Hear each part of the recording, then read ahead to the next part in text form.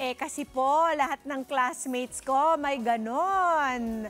Ayoko namang mapag-iwanan. Gusto ko lang naman pong matanggap nila ako at hindi ma-leave out. Kaya ko lang po nagawa yun kasi ayaw ko matawag na KJ ng mga kaibigan ko. Ayan.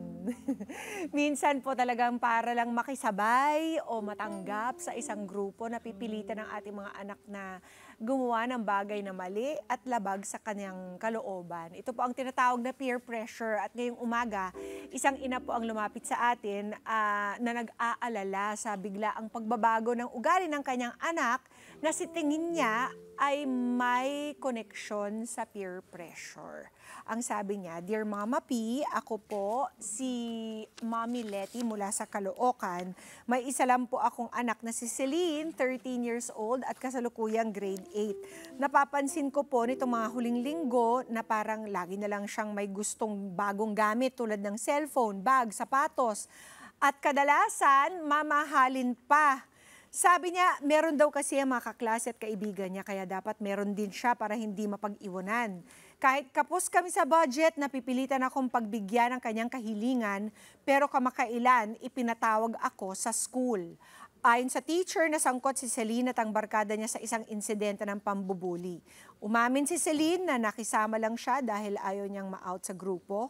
Mama P, sobra nag-aalala na po ako paano ko po matutulungan ang anak kong si Celine na matutong tumayo sa tama at hindi matalo ng peer pressure. Lubos na gumagalang, Mommy Letty. Para po mas bigyang linaw ang epekto ng peer pressure at masolusyonan ang problema ni Mommy Letty, kasama po natin ngayong umaga ang life and relationship coach na si Coach Anton Reyes. Good morning! Welcome back, Coach! Good morning. And of course, good morning sa mga ating mangkada. Yes, ito yung mga topic na kailangan talaga natin pag-usapan as parents. Kasi first of all, para po malinawan mga kada natin, ano bang diferensya ng pagkakaiba ng peer pressure sa pakikisama lamang sa barkada? So pag peer pressure kasi, it means may napipilitan ka, may influence sa'yo, whether directly, meaning may tao na o may grupo na talagang sinasabihan ka gawin mo ito. Oo. Or indirectly na parang nai-influensyahan ka lang in very subtle ways na hindi nanonotice ng bata minsan. Oo, doon tayo sa subtle ways. So may impluensya siya na gumawa ka ng mga bagay na hindi mo normally ginagawa or gumagawa ka ng mga bagay na alam mong labag sa values na tinuro sa'yo o kinalakihan mo. Oo. Yun. What are some of the subtle ways, Coach Anton? Kasi pag yung medyo obvious, alam na natin yan. Yeah. But also, we have to find out, paano natin malalaman na ginaganon pala siya in school? Yeah, so maganda na ituro sa mga bata no, na yung direct pressure, as yung sinasabi mo yung obvious. Ito yung kinukulit ka, uy, subukan mo to, gawin mo to, sige nga, try mo nga yan. Ba't kami? No, ginagawa namin, no. Dapat ikaw rin. So, yun, malinaw kasi yun na may sinasabi sa'yo na gawin. Yes. Yung indirect naman, yun yung medyo mas hindi nahahalata minsan. Ito yung katulad nung na-mention kanina na yung mga classmates niya or yung barkada niya, meron, let's say, may certain type of bag sila or may certain type na mga damit sila na wala siya. Pwedeng hindi nila siya pinipressure directly na bumili ka rin ng ganito, pero kasi parang na out of place siya. Parang siya na lang yung siya lang yung napag-iiwanan yung feeling niya. So may pressure, peer pressure pa rin yon, pero indirect. Meaning walang tao na nagsasabi sa kanya directly na bumili ka rin ito o ito rin yung gawin mo. Parang for the sake of acceptance, tinatry nila mag-fit in by being one of them, by adapting yung mga ugali na meron sila or yung itsura nila. Siyempre, kung ikaw yung kakaiba doon, gusto mo rin medyo maki-fit in rin sa kanila. Correct. Now, hindi naman lahat yon masama. Kasi for example, there are certain things na na-notice mo, lahat sila ganito yung hilig ng music. Tapos gusto mo rin i-try na baka okay rin yung music na ito. So peer pressure yun, pero not necessarily negative. Okay. Diba? Kasi medyo neutral lang yun. Kasi wala naman nagbabago talaga sa ugali mo, sa behavior mo, just because nag-adapt ka ng certain music or hobbies na hilig din nila. Oo. Some of it can actually be positive As also. long as they're wholesome. Wholesome, good, positive, hindi against the values. Halimbawa, kung yung mga anak nila hindi mahilig sa sports, but the friend group, mahilig sa sports or athletic, pwedeng mahawa yung anak mo at that's good, di ba? Yeah, so positive peer pressure yon and maganda yon. So hindi lahat ng peer pressure ay masama. Or minsan, ito na-experience ko talaga to, Coach Antonio, parang minsan, like, hindi mahilig mag-ayos, but because the friends are maayos na, mahilig na maglagay ng konting lip gloss or mag-dress up. That's also positive. As long as it's within their budget. Yes. So ang ano doon is dapat napapaintindi sa mga kids na you can do your best within yung our personality mo, yung means mo, within your values. Meaning you don't really have to change completely who you are to fit in lang with a certain group. And then red flag na rin yon. Dapat naintindihan din nila na kapag may isang group of friends na parang pinipressure ka parati na kailangan mo magbago. Kailangan gawin mo exactly lahat ng ginagawa rin nila. Tama. Para maging part ka nila. Dapat ituro na natin sa mga kids yon early on na, wait lang, pag na-notice mo na yung ginagawa nila is not right, and na-notice mo na just to be part of them, kailangan gawin mo rin lahat yon, that's already a red flag na that's not a good group to be with. No? And not necessarily na masasamang tao yung mga yon. Correct. Diba? It just means na they don't know any better. Yeah, iba yung direction ng buhay mo, yung values mo, iba rin yung sa kanila. Iba yung value system nila, iba yung value system natin. And kung medyo unwise yung ginagawa nila, 'di ba? Parang bakit mo kailangan makisama doon? So young children or even teenagers need to understand na it's okay to say no. And it's okay minsan to feel a little bit out of place. And to feel uncomfortable. Kasi minsan, go ka lang ng go kasi ayaw mo ng conflict or ayaw mo ng uncomfortable feeling. Sige, gagawin ko na nga lang para hindi na awkward. Diba? So normally kasi, pag may peer pressure, it means meron kang desire to fit in, to be accepted, or meron kang fear of rejection. Yes. Diba? Or of being left out. Yeah. And then may isa pa na medyo mas mabigat. Ito yung pressure kasi nabubuli ka. Yung talagang directly iniinsulto ka, nilalait ka ng mga tao kasi you're different from them.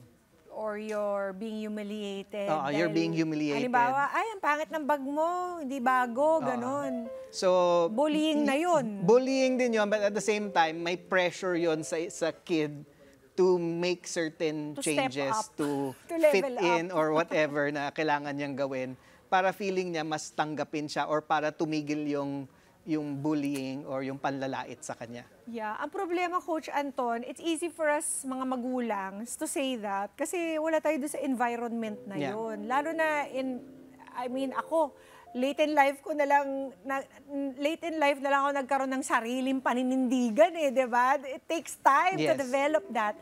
And our children pa naman, parang they just want to be the same. They don't want to stick out.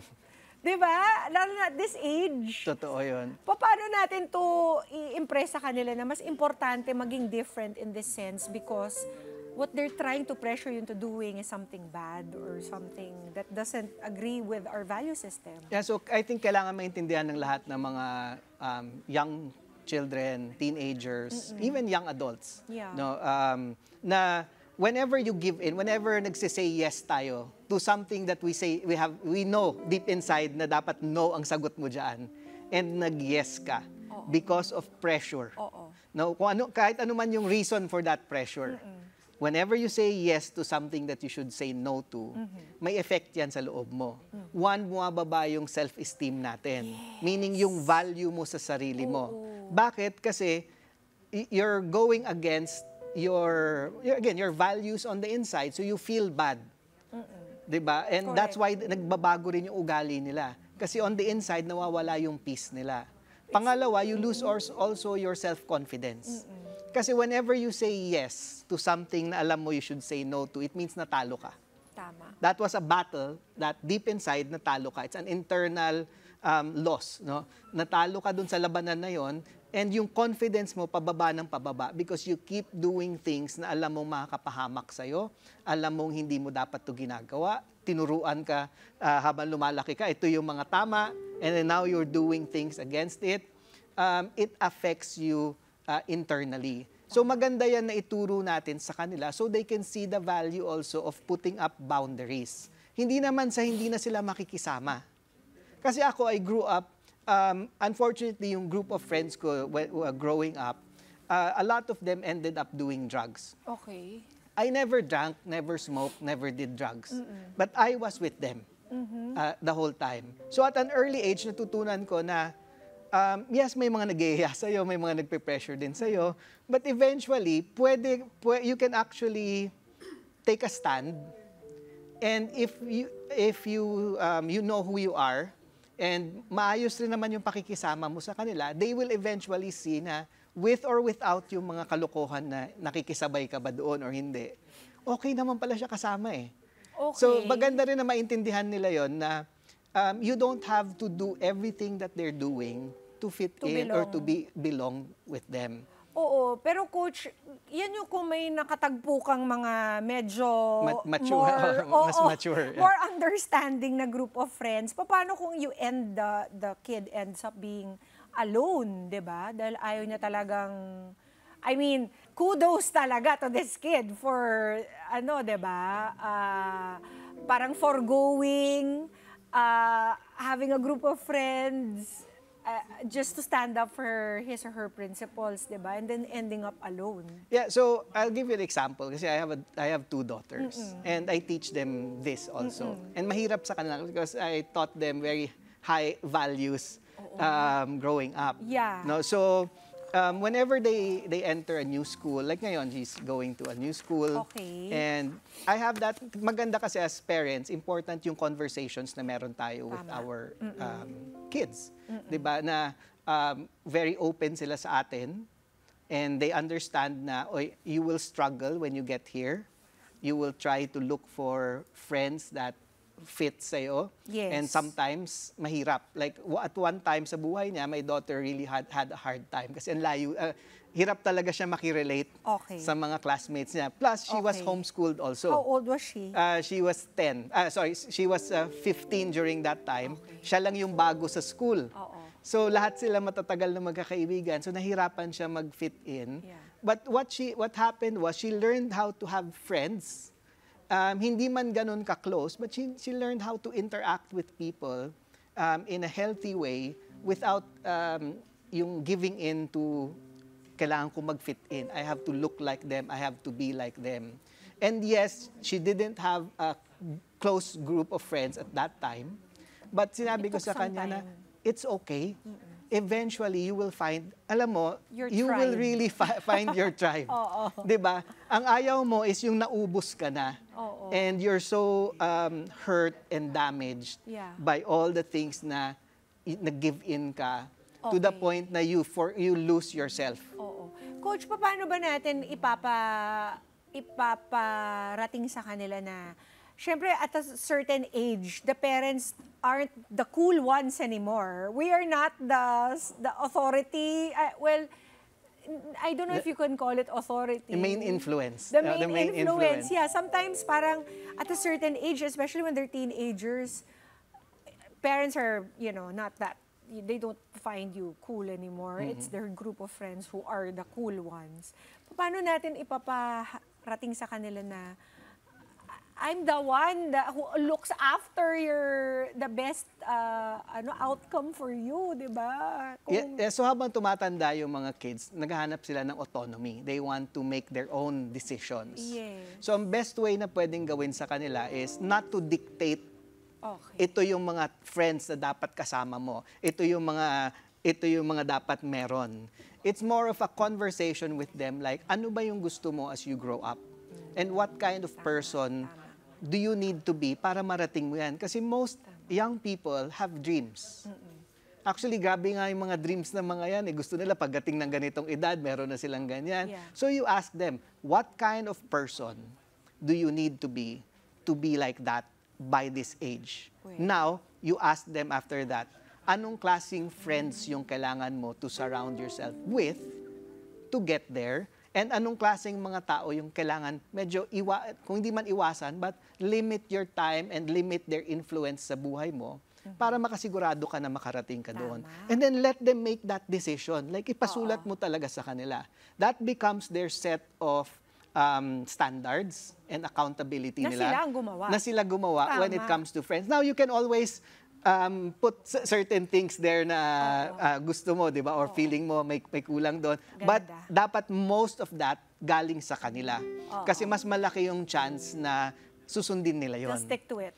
Tama. Ang ganda niyan, Coach Anton. Can you give us some actual ways that they can, yung pwede nilang i-turn down yung pag-peer pressure sa kanila in a nice way? Ako, I saw some phrases like, I'm not very comfortable with that. They can say that without saying outright na, ay, hindi ko yun gagawin. What are some of the other ways they can turn down peer pressure? So, most of the time, well, unahin muna natin to. Kailangan maintindihan nila, some people will never respect Yes, their their boundaries, Oo. 'di ba? So kailangan ready rin sila for that. Na kahit magsabi ka ng ganyan nicely as best as you can, na uy, hindi ako komportable diyan or that's not for me. Oo. You know, I can stay here with you guys. Oo. If okay lang ba sa inyo if I'm here and I don't join? Is that okay also? Parang respectfully I'm saying na I want to be with you guys. Oo. Hindi ko lang talaga yan gawain. Correct. But I like you guys. Let's say gusto mo talaga sila kasama. They're nice people to be with except lang na meron silang mga konting kalokohan dyan. But ingat ka rin. Kasi katulad nga niyan, kung yung katulad dun sa yung story kanina na napaaway na sila or let's say all of them are doing drugs and nandun ka, pwedeng maipit ka rin. Pwede kang mahila pababa. Yeah, and also at the same time, legally, delikado rin yung kalagayan Yes, mo oo. sa ganyan. So, here's a tip lang muna pala. So, when it comes to kids, no, kailangan maintindihan nila, there are people sa buhay nila that they will meet na merong positive influence sa kanila. Okay, kailangan alam nila, if there's a person who's influencing me to be a better person, to be closer to God, these are good people in my life. I Yes. need more of this. Okay. May mga tao naman sa buhay nila na ang influence is negative. Yes. Meaning, pagkasama mo sila, nahihila ka nila pababa. These are the people na iniingat-ingatan mo. Hindi naman kailangan sa completely layuan mo sila, but you have to limit your interaction with them to the point na hindi ka nila ma-impluensyahan. Now, there's also the side na ikaw rin, maybe there are medyo unwise people sa buhay mo, hindi ganun kabait, hindi ganun, pero you have influence over them. Meaning, hindi man sila the perfect person to be Okay. around with, but when you're with them, na-notice mo na they're actually becoming a better person because of you. So, kailangan masuri nila ang mga taong Yeah, ito. yung ganon. So, kailangan maintindihan, sino yung nakaka-impluensya sa akin in a good way, sino nakaka-impluensya sa akin in a bad way. No? Okay. It's not that clear-cut lang Coach Anton. Minsan yung mga best friend nila yung may No, impluensya and then, ng masama. Kasi minsan, like may mga tao na iba talaga ugali nila sa'yo, but they don't influence you eh. Meaning, ibang-iba yung ugali So, nila. what Sometimes should hindi we maganda do? yung ugali nila, but they have no effect on you. And sometimes, you are the one who has a good effect on them.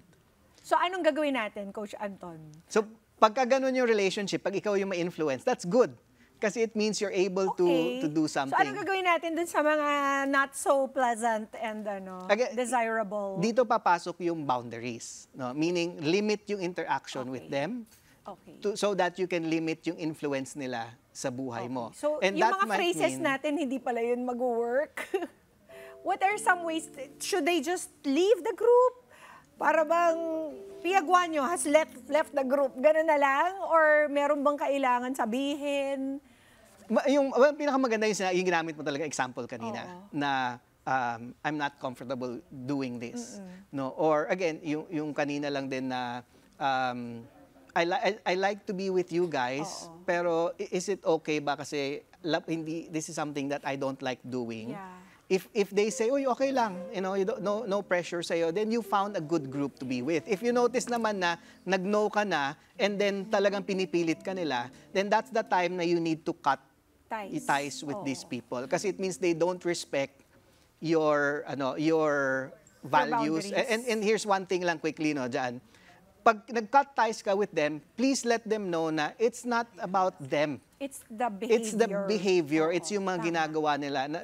So hindi naman sa sinasabi mo, mas mabait kasi ako sa inyo lahat. Oo. So ayoko na I just sumama don't sa inyo. engage in that. So, Coach, paano ba ang, halimbawa, yung, let's say, yung tungkol sa match, there's another, parang there's another complication here, which is like, paano ka, para bang keeping up with the Joneses yung nangyayari. Kung ano yung meron sila, dapat meron ka rin. Pero sila, may pambili. Kayo, medyo gipit. Paano gagawin, I guess, explain na lang, no? Na parang, we're not that, Yeah. maybe they're better off than we are. We can't afford the skincare that they have or the makeup that yan na yung mga labanan ngayon, skincare, mobile phone, cellphone, di ba?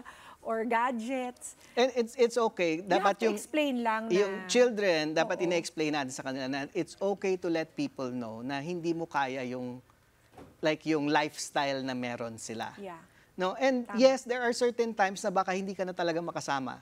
Let's say gusto nila magbakasyon, dun sila, alam mo yun, yung mga bakasyon nila kung saan-saan na sobrang Yes. mahal, eh hindi ka makasama, and that's okay. It doesn't mean that you're left out. It just means that at that point, that's the reality of life. It's good for children to understand at an early age na, uy, ito yung reality na meron kami as of now, and it's not nothing to be ashamed of. Ito lang yung kaya ko, and you should not be, also for other kids din, do not push other people away just because hindi nila kaya yung lifestyle na na-afford nyo. meron kayo, Oo. 'di ba? Kasi it's nice yung diverse na group. Tama. Iba rin yung matututunan mo with a diverse group of Correct, people compared correct. sa same lang kayo Tama. lahat. Coach, if your kid is not very vocal about his or her feelings, are there telltale signs na makikita natin sa kanilang ginagalaw na sila pala ay under peer pressure na? Kasi sometimes hindi talaga sila nagtatapat. Totoo. Most teenagers, they don't even talk. So, di ba, bigla na lang papatugtog ng malakas na music or magkukulong sa kwarto, di ba? So first dyan is yung sudden change ng behavior. Okay. Yung biglang nagbago, yung parang dati, ganito sila, very lively, very, alam mo yun, Hindi ba happy, yun, normal lang yun. Well, Parang, hindi ibig sabihin naman na pag-transitioning, just because Okay. nangyari yon automatic may negative peer pressure na sa buhay nila. But that's already a point of conversation. Meaning that's already a sign na, uy, ano yung nangyayari sa kanya? And I just want to make sure as a parent, gusto ko lang masigurado na it's nothing negative. Baka lang naman may pinagdaanan lang siya na maliit na bagay for this moment. But if you notice na talagang very sudden yung change ng behavior niya, no, and mood swings. 'Di ba? Yung dati hindi naman siya ganyan ka-moody. Ngayon biglang naging sobrang small thing lang na titrigger na siya. That means there's something happening on the inside. Another thing pa is pag pinagbawalan mo siya. Or pag may dininay ka sa kanya na let's say may request siya. Katulad niyan, gusto ko ng cellphone. Tapos nagulat ka na dinecline mo yung, alam mo yun, yung dininay mo siya from buying that. Grabe yung reaction niya. Parang exaggerated or over, kung saan pa OA, yung pag-react niya doon. Maganda na kausapin siya about it. Kasi bakit? Ano yung meron? Bakit may pressure sa'yo to really have this? Diba? Doon natin nalalaman na baka there's external pressures sa buhay niya or internal pressure galing sa loob niya na she wants to fit in, she wants to ganito. And kung kaya naman, maybe na-notice mo it's not a bad thing, it's something na as a parent, kaya mo naman i-provide, go ahead. Diba? Pero if na-notice mo na grabe na yung pressure sa kanya, it's unhealthy, then that's where the conversation comes in. Lastly lang, mas concerned kasi ako bukod dun sa peer pressure, is the influence, yung influence ng peers nila, mas important yung influence ng parents. Correct, correct. Na all throughout their life, no matter what stage, mapa-teenager man yan, toddler all the way up to early adulthood, that we maintain good communication with our kids, good influence. Kasi influence means you need to maintain respect and you need to maintain yung healthy open communication sa relationship ninyo. If magawa mo yon, kahit anong peer pressure sa paligid nila, you're always there as a support, not as a controlling person sa buhay nila, but as a support na they come to you, you figure it out, nalilesen yung pressure sa buhay nila. They will make mistakes. Wag natin agad sila sermonan every time they give in to pressure kasi it closes them off. Yeah. Be open. Ano nangyari sa'yo? Okay, so nagkamali ka. Okay, ano yung gagawin mo better next time para hindi na to maulit. Hindi ka na ma-pressure to do that same thing na nakipagsabayan ka sa away nila doon. Yes. 'Di ba? Or na-impluwensyahan ka gawin ito. Communication with the parents is so important kasi that's what counterbalances yung peer. Hindi mo maiwasan yung peer pressure. It's always there. But we can help them manage it by being good parents na they can open up by to. always being there for them. Maraming salamat, Coach Anton. And kindly remind na lang our mga moms out there kung saan po kayo pwede pang makontact if they have more questions about their kids. So they can contact me at Anton M. Reyes sa social media, sa Facebook, sa Instagram, sa TikTok. No, and sasagot naman ako pagka na. Sabihin niyo lang dito ko kayo narinig ko kayo sa kada umaga and then I know what to do na from there. At paki-save na rin po itong segment na ito because it's so important to put all of these things na diniscuss natin, Coach Anton, into action. Kaya maraming salamat again for your time this morning. At eto naman po ang ating mga pieces of advice para kay Mommy Letty. First piece, makinig po ng buong puso, hindi para humusga, kundi para umunawa.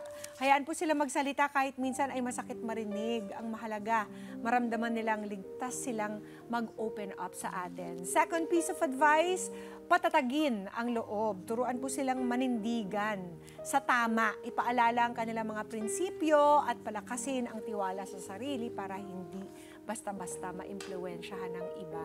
Maganda yung sinabi ni Coach Anton, you should ask them to list down yung mga prinsipyo that they hold important and what they want to achieve when they do this. Third piece of advice, protektahan sa pamamagitan ng pagmamahal. Iparamdam ang pagmamahal, suporta at gabay bilang magulang. Sa gitna po ng tukso, peer pressure o problema, ang tahanan pa rin ang dapat maging ligtas na kanlungan ng ating mga anak. Maraming salamat, Coach Anton. Welcome. Until next Thank you for time. being me. At mga kada, malaki po ang impluwensya ng social media, mga kaibigan at paligid sa pag-uugali ng kabataan sa ngayon. Pero sa tulong ng tamang gabay at pagmamahal ng magulang, mas nagkakaroon sila ng lakas ng loob na piliin ang tama. Let's get together, Sunnet 25. Sunnet 25.